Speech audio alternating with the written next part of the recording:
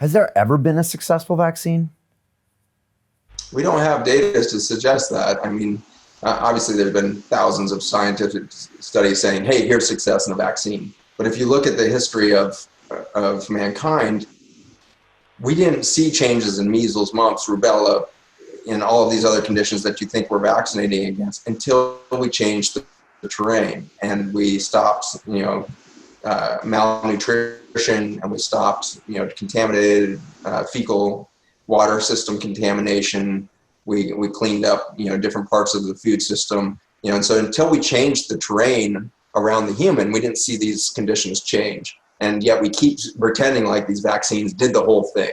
But it's irrational, because if that was true, then we would see eradication of those conditions all over the place. And we would see, that everybody who gets these measles, when we see a measles outbreak from Disneyland or whatever, 90% or 87 to 95% of those kids that are getting the condition were vaccinated. And so we have no data that there's actually any long-term protection from these vaccines to begin with. The evidence seems to suggest that if it suddenly crops up as an endemic area of high viral expression, anybody is vulnerable to that. And it would have to be, because the physiology of viral balance doesn't have to do with the antibody to that bug. The immunization that then triggers an antibody is only one small part of the functionality of an immune system. There is, in the end, in my viewpoint, no such thing as a human immune system. There is only ecologic balance. If we come into ecologic balance with the planet, then we are resilient and we show no signs of infection, bacterial, viral, or otherwise. The concept of immunity is old. It is broken. It is very incomplete. And we need to update our effort. And so I've often been challenged by the question of, are you anti-vax? And the answer is no. In fact, you can go to my change.org petition, and about 10,000 people have signed it in the last few months. But the change.org petition is for us to put together an international committee for childhood health and vaccination, with a scientific committee to rethink vaccines within the context of our understanding now that children need microbiome within them and they need diversity. So what is the future of vaccination? Maybe there is a future to vaccines that is very successful, but it's going to look much, much different than our current belief system about vaccines, because the microbiome is not against us. The virome is not against us. And so a healthy vaccination concept would probably be something more like creating something within us, a compound that we found in soil, for example. When we extract these compounds from the bacteria and fungi from soil, and we put it into a liquid supplement, it changes the terrain of the biology within the gut and skin and biologic system of the individual, and they grow a different garden. And so their diseases start to modify and change, not because the supplement is doing anything, but because it put back a communication network from the bacteria and fungi that then informs the human system as to which environment it's challenged with, and it will respond with its innate capacity for repair, healing, and regeneration. And so that liquid supplement line that we've been working with the last 8 years in both humans and animals, we have it in large-scale trials in Canada right now, for example, in poultry in cattle, getting ready for our poultry and swine studies, to show that if you change the terrain through communication, the animals become resilient and don't need the antibiotic exposure to begin with. And that's the kind of methodology that we need to start to adapt. A vaccine of the future is not going to be something that induces immune response. It's going to be something that integrates us back into our natural eco balance. And so we need to probably lose the word vaccine and start to understand immunity as a childhood immunity is its balance with a diverse ecosystem, which of course will change our public policy around public school food, hospital food, food within our prison systems, food on our reservations for our First Nation peoples. We need to fundamentally understand child immunity not as a warfare against nature, but as something dependent upon that nature. And when we change that mentality, we will stop arguing over should we have vaccines or not, and we'll realize that's an old story. The whole argument is outdated. You shouldn't be anti-vax and you shouldn't be pro-vax. You should be you should be pro-immune system.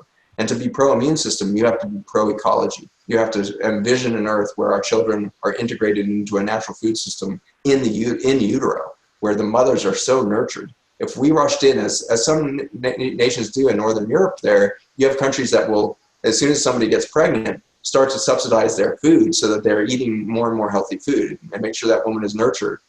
If we did that, we would save ourselves trillions of dollars on the back end of disease management by being proactive and getting that child before even birth integrated into a natural system and make sure that the mother's vaginal canal is an organic garden teeming with life and biodiversity, so that as it enters the birth canal and that child adopts the organic garden that it will move into the world with, it will have a very natural relationship to the viruses that it's about to be exposed to. In an extraordinary study recently, they showed that at 7 days of age, your average infant has 10 to the 8th viruses per gram of stool.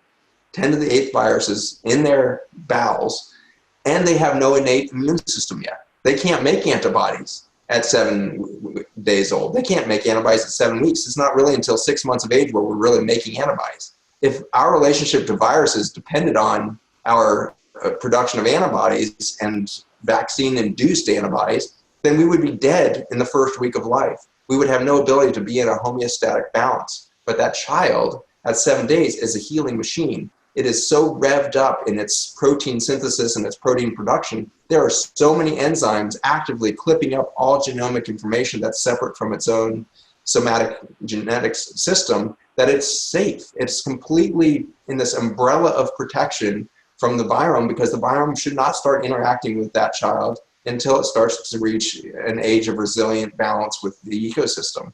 And so it needs to move from mom's vaginal flora type ecosystem on its body to an ecosystem of air that's now breathed in for months, and food that now introduces new microbiome and bacterial diversification. And now between 6 months when that child starts to eat and 18 months, that child starts to have a real immune system that is an expression of balance with its ecosystem.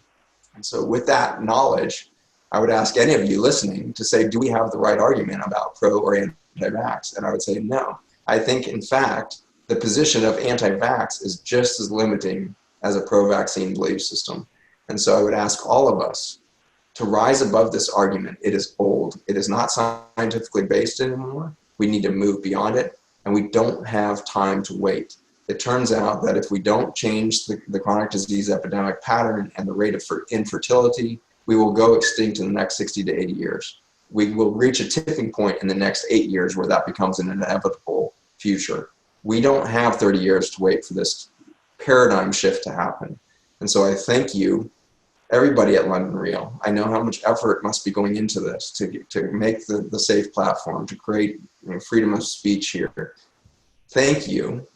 We need these channels to offer not a whistleblower soundtrack, not a crisis and more paranoia.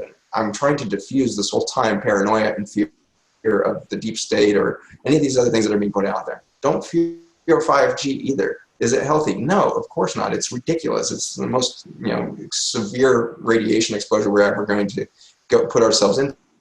Will there be disease that will emerge from that? Yes, there already is. Like cell phones are listed as a carcinogen by the WHO for decades now. So we know these cell phones are terrible for our health, and yet human behavior needs this level. And I hope that we see on the future a technology that is based within the fiber optic network of the mycelium of our soil systems that recover, rather than through radiation of the air.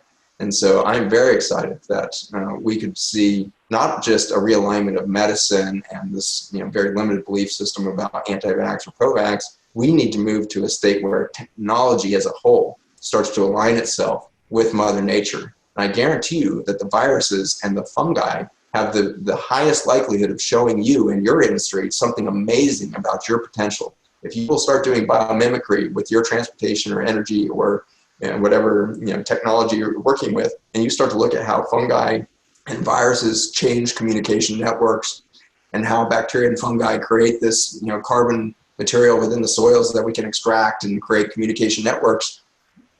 In our laboratory, every day I get to see communication reinstated in cell systems that are far more complex than cities.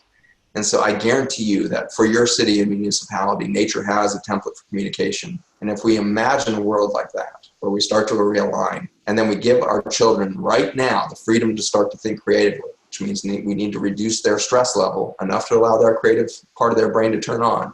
If we will now hold space for our children, I guarantee you this generation is ready to rethink everything. This generation of children is ready to radically change sociologic, ecologic, and technologic understructure, underpinnings, the whole thing. It will be reimagined. But to do that, we're going to have to stop brainwashing them with our fear and our paranoia. We are going extinct, but we have the option to come off of our hospice diagnosis here and realign ourselves with biologic vitality. We're going to do it through biodiversification of soils, biodiversification of society, and we're going to stop doing monoculture and monobelief systems.